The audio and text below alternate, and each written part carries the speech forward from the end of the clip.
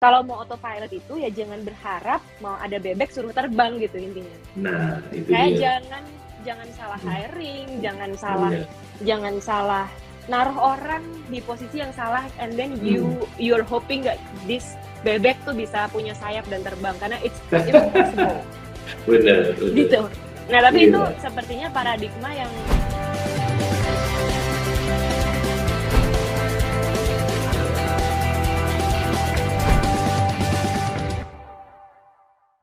kalau saya boleh nanya coach gantian. Kok kamu nanya sih? Saya masih punya pertanyaan nih. Ya udah. Ini masih 3 lagi ya kan? Kamu mau tanya apa? Jadi saya mau nanya, kan mumpung topiknya nyambung coach. Sebagai orang yang kan kita kan pasti punya dunia di luar bisnis ya. Ya obviously kita kepengen bisnisnya bisa running autopilot and everything gitu. Kalau saya lihat, saya baca bukunya coach, saya lihat. Oh, thank you. Saya baca gitu. Not in detail karena it was a lot of things yang harus dieksekusi gitu. Cuman what I get adalah autopilot gitu. Kayak ini gimana caranya bisa autopilot and everything. Dan kalau saya nggak salah tangkap, coach bilang ya salah satu yang paling sentral, kalau mau autopilot itu ya jangan berharap mau ada bebek suruh terbang gitu intinya. Nah, itu kayak dia.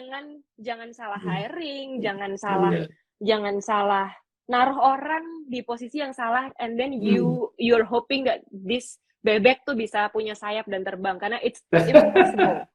Benar. Gitu. Nah, tapi itu sepertinya paradigma yang a lot of new entrepreneurs masih mungkin tahu gitu coach, tapi mereka nggak tahu gimana sih untuk bisa hiring, untuk bisa dapetin sesuatu yang bisa terbang gitu dengan limited resources. I think my followers would love to hear itu dari coach langsung. Iya. Jadi mungkin gini ya Uma ya, sampai hari ini ya saya banyak ketemu entrepreneurs yang benar-benar punya bisnis ya, nggak cuma gede gitu ya, tapi ya gede juga gitu. Dan mereka nggak believe yang namanya autopilot. That's interesting ya. Karena kalau dipikirin, bangun bisnis kan harusnya adalah minimal 2. Harus makin profitable, menguntungkan betul kan? Tapi nggak bisa itu doang, punya duit banyak, terus tapi nggak punya waktu buat orang-orang yang kita sayangi dan buat kita sendiri kan juga nggak bisa berdampak juga gitu kan ya. Jadi makanya harus profitable dan autopilot. Jadi pertanyaan Uma adalah kalau gimana caranya bikin autopilot, saya mau jelasinnya sesingkat mungkin karena waktunya tidak panjang, tapi paling nggak dibagi 2 dimensi ini Uma. Yang pertama adalah soft dimension, dimensi yang sangat soft dulu. Tapi yang soft itu justru yang paling penting, ya kan? Nah, kenapa bisnis nggak bisa autopilot? Jawaban lengkapnya sih bangun 4 kaki mejanya ala Gratio lah ya. Bangun 4 kaki meja. Tapi kan kalau jelasin itu butuh 3 hari 3 malam. Jadi saya jelasin yang simple dulu ya. Nah, jadi soft dimensionnya apa? Tahu nggak? Ternyata Uma, yang pertama dari 3 nih, soft dimension 3 kesalahan penting kenapa banyak pemilik bisnis tidak bisa bikin bisnisnya autopilot. Yang pertama, mereka sudah ngelihat fakta bahwa yang paling jago adalah diri sendiri. Jadi dia Superman, dia Superwoman. Jadi dia bilang gini, Coach Yohanes ngomong autopilot, dia kagak tahu bisnis saya. Ini yang masak kue, dia harus saya. Kalau orang lain mau chef dari sekolah luar negeri segala macam pun nggak bisa, gitu kan? Nah, atau itu problem ya. Itu, atau kalau bukan yang F&B, dia bilang semua coach ini yang ngaturin tuh harus saya, dari nyari supplier bahan sepatu, dari kemudian yang ngaturin inventory-nya gimana, dari desain harus saya, sampai customer pun cara ngomongnya harus saya. Misalnya begitu ya. Nah, itu kemungkinan kenapa? Mungkin kalau kita amoeba kita bisa membelah diri, boleh lah ya. Iya kan? Berarti kesalahan pertamanya adalah percaya bahwa diri sendiri Superman, paling jago, paling mastering, dan orang lain nggak ada yang bisa gantiin. Which is, faktanya memang begitu memang. Nggak ada yang bisa gantiin seorang Superman. Nggak ada yang bisa gantiin seorang Superwoman. Nggak ada. Tapi game-nya bukan soal gantiin jadi Superman. Nanti kita bahas sebentar. Nah, sekarang yang kedua nih kesalahannya. Soft dimension dulu, Maya. Yang kedua adalah, apa yang terjadi begitu kita coba rekrut karyawan, bangun tim, kita nggak menguasai cara rekrut karyawan loh. Kita nggak menguasai cara milih orang yang bagus. Mungkin banyak dari kita yang belajar bilang ini, coach, boro-boro milih, coach. Orang saya pasang iklan lowongan yang masuk CV-nya cuma sedikit belasan doang gitu kan ya. Belum kalau ngelihat CV-nya, ya ampun, ini orang masa depannya bagus apa enggak sih? Belum ada pernah terima foto CV yang ada fotonya, begitu kita lihat fotonya aja, baru lihat fotonya Uma. Aduh, kenapa gue kok lemas banget ya? Energinya kesedot sama fotonya gitu kan. Coba bayangin. Jadi ternyata jadi gila, bayangin gokil nggak kalau orang itu kerja sama kita day to day ngobrol.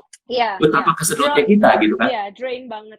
Drain banget, and then kemudian ya heart eating akhirnya. Heart eating ya makan hati gitu. Nah, jadi kesalahan kedua kenapa bisnis kita nggak bisa autopilot. Kita pikir yang penting bangun bisnis itu jago jualan, jago bikin produk. Padahal sebenarnya apa? Bisnis yang profitable autopilot ya. Menurut Coach Johannes G. Pauli, tugas utama seorang pemilik bisnis belajar untuk stop jadi Superman atau Superwoman, and then belajar bangun super team. Artinya apa? Artinya yang tadi Uma bilang, saya mau tambahin, semakin tinggi kita di sekolah kehidupan, semakin soft skill yang dibutuhin. Ya nggak sih? Kita harus jago people skill gitu. Salah satunya adalah bagaimana merekrut karyawan bagus, menarik orang-orang bagus mau bekerja di perusahaan kita, walaupun perusahaan kita masih kecil menurut Anda, masih cukup menurut Anda, belum keren menurut Anda, tapi bisa. Nah, kalau di Gratio namanya Gratio Power Recruitment. Tapi saya mau bahas aja, kesalahan kedua adalah menganggap bahwa people skill itu bukan tujuan nomor satu. Justru Anda harus bisa rekrut. Nah, kalau nggak, akhirnya Anda dapat yang tadi Uma bilang, saya sekarang nyebutnya adalah kita dapatnya kelinci, ya kan? Padahal kita mau mencari lumba-lumba muda untuk diajarin sama kita supaya akrobatnya bagus, gitu kan? Nah, bayangin aja kelinci kita ajarin supaya masuk ke air aja dia ketakutan, gitu kan ya? Apalagi bisa berakrobat seperti yang kita mau, gitu. Sampai kiamat juga nggak bisa. Nggak bisa, ya. Ada kelinci yang nekat sih, dia masuk berenang. Tenggelam dong. Ada, tapi dia ya kelepek-kelepek gitu doang. Kitanya ngelihatnya, ya ampun, lu kenapa nggak kayak gua sih? Kita hard eating. Iya. Tapi jangan salah loh, kita pemilik bisnis hard eating, makan hati. Tim yang salah, di tempat yang salah, juga hard eating sama Anda dia, ya kan? Dia juga makan hati. Bos gua kenapa ya marah-marah melulu gitu ya. Nah, ada bos yang bilang bahkan, lu kan 30%-nya udah termasuk gua marahin, allowance gua marahin katanya gitu kan. Kasihan banget gitu ya. Itu yang kedua. Kita ke poin yang ketiga.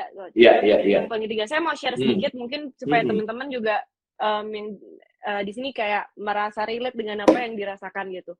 Saya pernah banget coach ada di posisi seperti itu sampai I realize bahwa kalau kita nggak get it right the first time, nanti di belakang lu pusing sendiri dan kita nggak akan kemana-mana. Itu udah bekerja dengan orang yang semakin kamu bisa dapatkan orang itu semakin the game changes. Betul. Cara dapetinnya susah. Tapi kalau misalnya you settle for less, kamu nggak akan kemana-mana. Jadi sampai coach, saya tuh mikirnya gini gampang aja. Daripada gue hire orang, bayar orang yang bukannya dia malah bikin enak, tapi malah bikin repot, mendingan posisinya kosong aja. Nah, saya mikir gitu. Itu bahaya, Uma. Itu bahaya.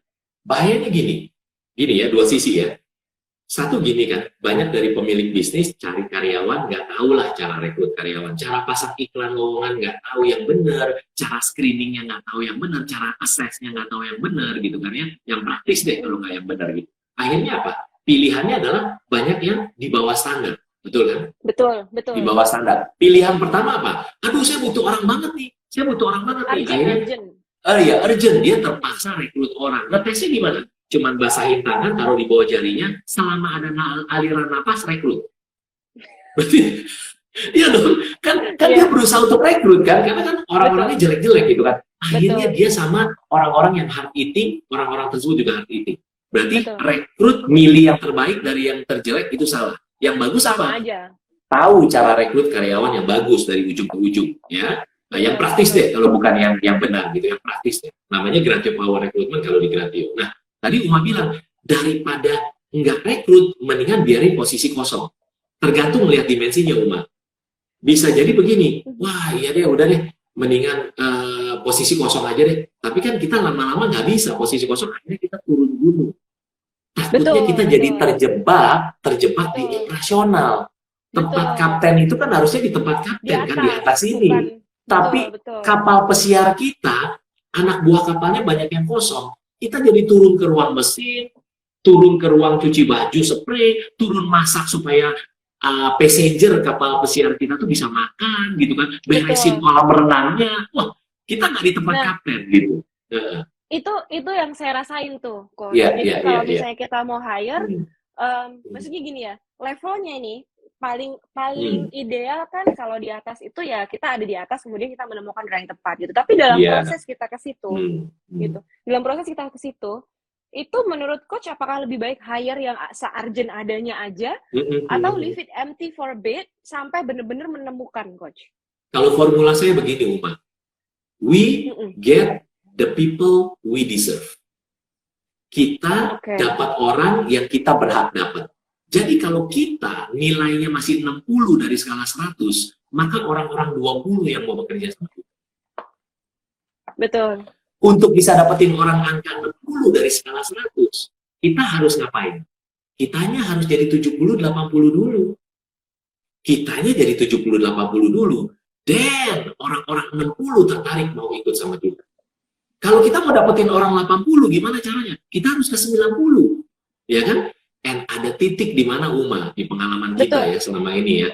Kitanya segini, ternyata orang-orang di atas kita mau loh bekerja berkarya sama kita. Ada titik akan sampai ke situ. Gitu. Jadi ya memang apa yang membedakan, Coach? Yang membuat orang bisa mau gitu, ter-attract sama kita meskipun kita masih di 70, orangnya 90. Jadi gini, ada kalanya kita akan tarik begitu. Nah, intinya gini, satu adalah kemarin banyak juga beberapa yang nanya, Coach Anas kalau gitu mah tentang rekrut orang mah udah yang penting bayar gaji gede mah bagus mau kerja sama gua. Ada banyak yang berpikiran begitu. Kamu dan saya setuju kan? No, it's not about salary yang lebih tinggi dari pasar terus kamu dapat orang bagus. Nggak jaminan.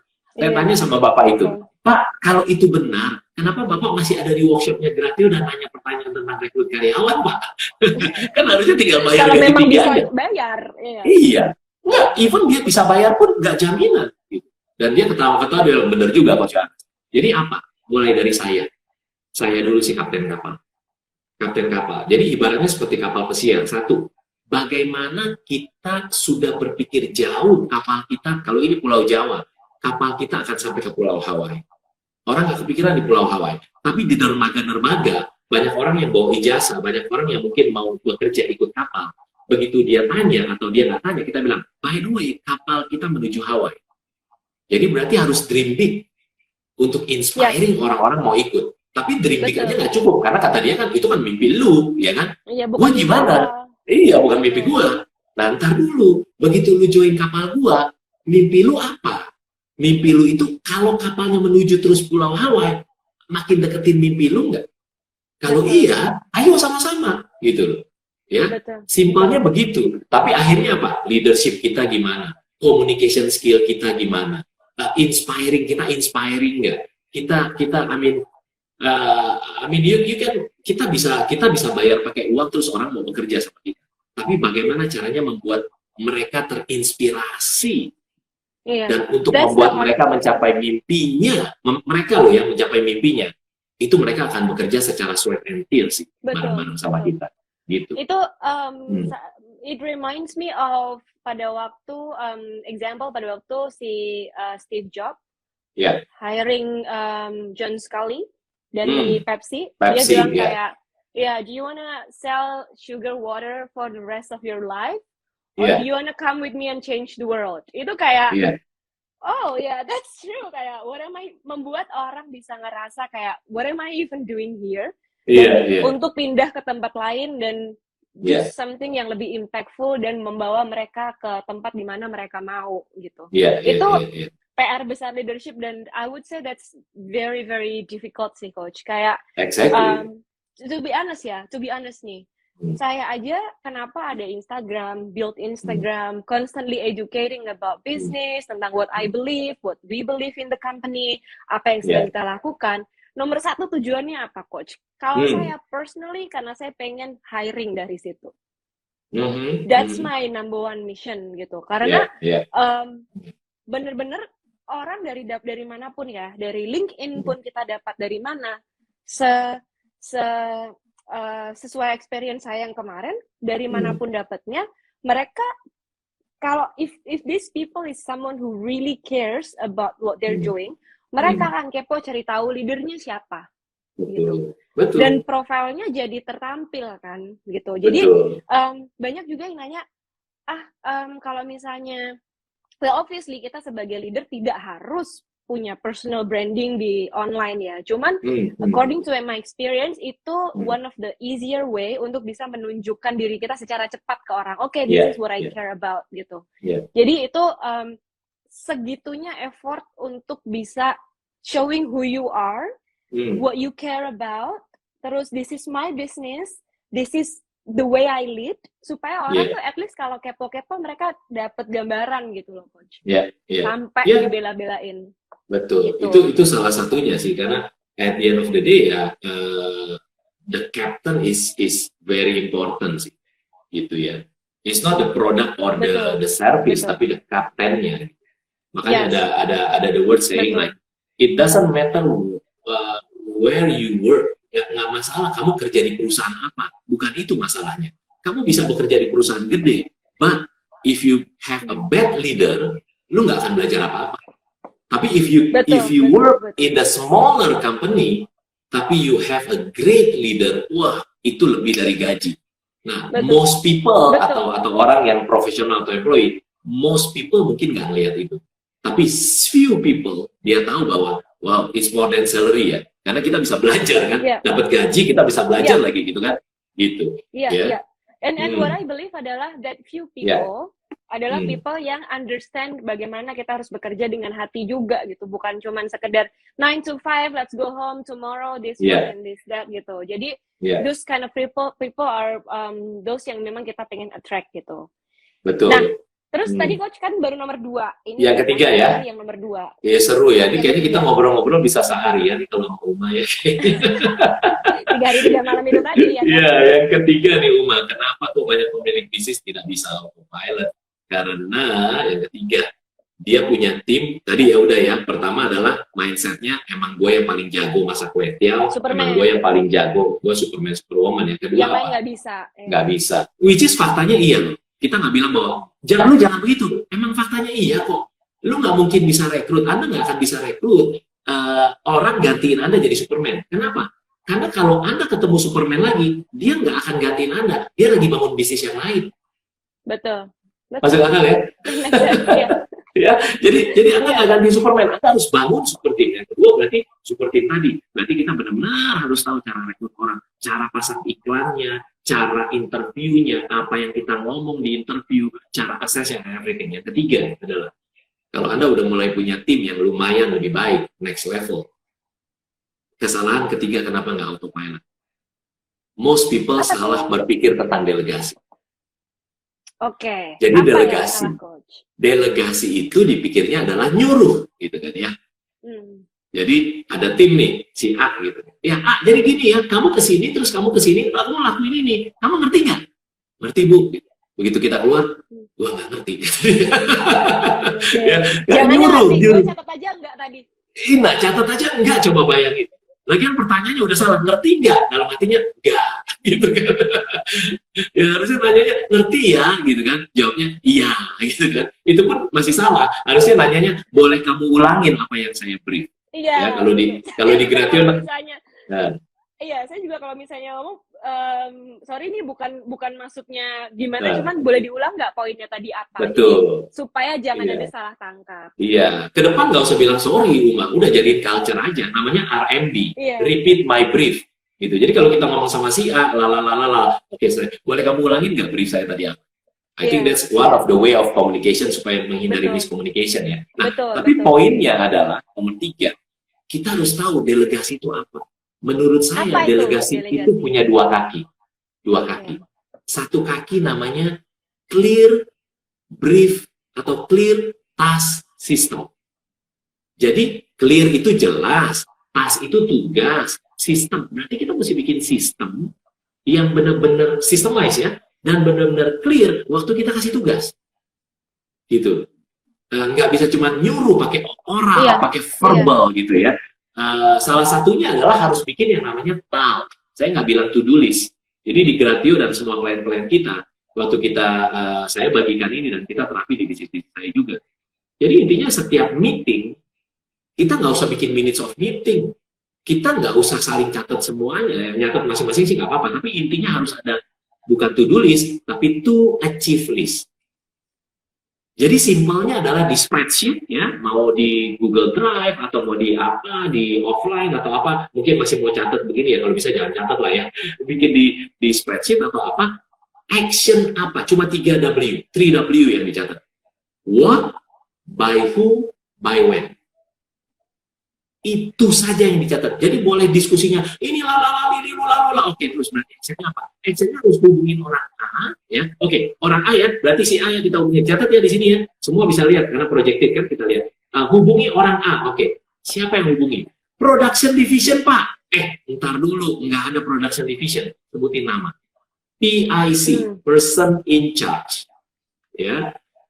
Steve Jobs bilangnya direct responsible individual.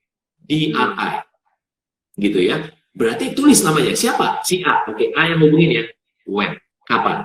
Dan biasanya jawabannya adalah secepatnya, Pak. Wah, lu bener-bener. Wah, itu secepatnya lu sama secepatnya gua beda.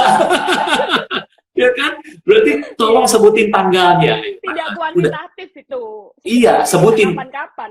Bener. Sebutin tanggalnya. Tak. Udah. Itu kan baru satu action kan? Udah ngomong lagi. Ada masalah apa lagi? Iya, Pak, ini ada customer begini. Oke, actionnya apa? Catat lagi. Who, by when, by who, what, by who, by when. Nah, itu tuh clear task system. Ngomongnya gampang, Uma. Ngelakuinnya butuh disiplin dari kaptennya dulu. Betul. Tapi kalau dilakukan terus kan jadi lebih enak sebenarnya kan. Iya. Nggak perlu kita ngulang, udah ngomong kan berapa kali gitu kan biasanya keluhannya kalau misalnya nggak clear.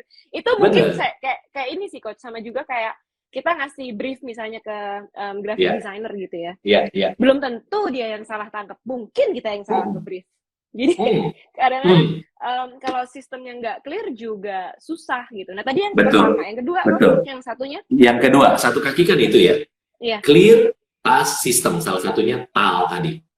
Yang kaki kedua, makanya nggak akan lengkap kalau manusia kan ada 2 kaki. Delegation nggak akan jalan kalau nggak ada yang satu lagi. Namanya saya menyebutnya clear monitoring system. Jadi sistem yang jelas untuk monitoring. Gimana caranya? Wah, nomor 1 aja susah bikinnya, apalagi nomor 2. Kan kelihatan simpel ya, itu mah to-do list dicatat kali. Dari zaman purbakala juga udah tahu. Iya, coba lakukan, bisa nggak? Ya kan? Itu butuh disiplin banget. Yang pertama butuh disiplin banget. Pertama kita malas buka Google Sheet-nya, ya kan? Kedua kita nyatet-nyatet, masa sih gue yang catet, gitu kan? Ya. Tapi itu yang pertama. Yang kedua, clear monitoring system. Jadi artinya adalah untuk delegasi yang optimal, kita harus punya monitoring system. Di Gratio saya nyebutnya ERM, Effective Regular Meeting. Jadi meeting itu bukannya nggak efektif. Meeting yang efektif bisa efektif. Jadi harus regular, misalnya si pemilik bisnis bilang ini, saya Senin jam 9 sampai 12 pasti ngomongin tentang marketing strategi. Setiap Senin pasti ya. Tim semua nggak usah dikasih tahu, pokoknya ngumpul ya. Oke, siap. Nah, Selasa pasti 9 sampai 12 ngomongin sales meeting misalnya. Ya, oke, ya udah. Di Senin jam 9, apa langkah pertama yang harus dilakukan setelah semuanya ngumpul? Which is kebanyakan orang tidak lakukan. Buka TAL minggu sebelumnya. Betul. Jebret minggu sebelumnya. Agus, udah telepon Bapak? Belum. Wah iya Pak, saya udah coba telepon Pak, tapi nggak bisa Pak, nggak nyambung. Maksudnya, saya coba telepon tapi nggak diangkat Pak. Terus? Ya udah Pak, saya lupa sampai sekarang. Agus, gemes ya.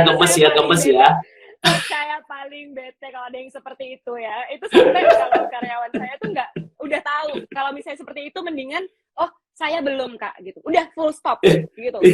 Karena lu udah atau belum. Kalau hasilnya belum ada, itu belum gitu. Belum. Kayak, mereka udah nggak berani lagi. Iya. Kayak udah Kak, tapi itu gini nggak diangkat. What problem is that? Like, that's not even no problem. Uma, ada yang lebih bahaya lagi dari itu, Uma.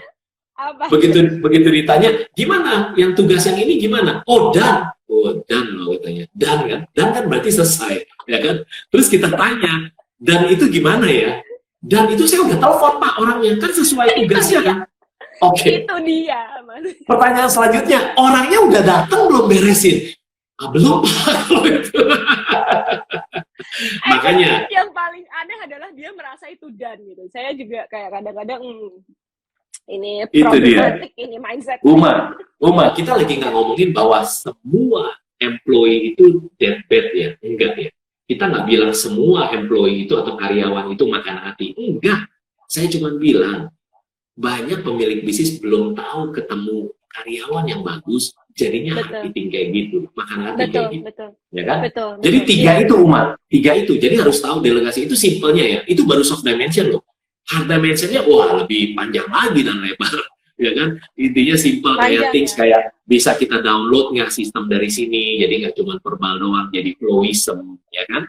Lalu kemudian ibaratnya kayak tumbuh lah, versi simpelnya dulu lah Uma. Jadi ibaratnya kalau mau bikin sistem di bisnis, ya berarti kan 4 kaki meja yang harus dibangun. Tapi saya kaki meja ke berapa ini? Ke 3 dulu lah. Bikin sistem berarti kayak tubuh. Kita harus kasih tahu flow-nya kan. Kita masuk dari mulut, melewatin badan ini, dan keluar di belakang. Kita harus download itu jadi flowism. Salah satunya bisnis flow di bisnis kita. Langkah keduanya apa? And then kita mulai organism. Kita mulai taruh organ-organ di tubuh kita.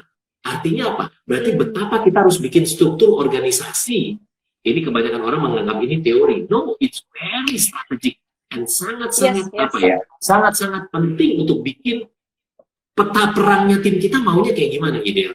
And then we start to feel kotak-kotak tersebut, ya kan? Yang ketiga apa? Setelah udah ada dari mulut lewat badan turun ke belakang, itu kan flow-nya. Lalu kemudian kita udah punya organ masing-masing, tanggung jawabnya. Ketiga adalah simpelnya adalah bagaimana mekanisme. Jadi flowism, organism, and then mekanisme. Mekanisme adalah bagaimana antar organ bisa saling bicara tanpa harus kita nyuruh-nyuruh, tanpa harus kita dorong-dorong. Simpelnya gitu dulu sih. Tapi ya butuh 3 hari lagi untuk jelasin.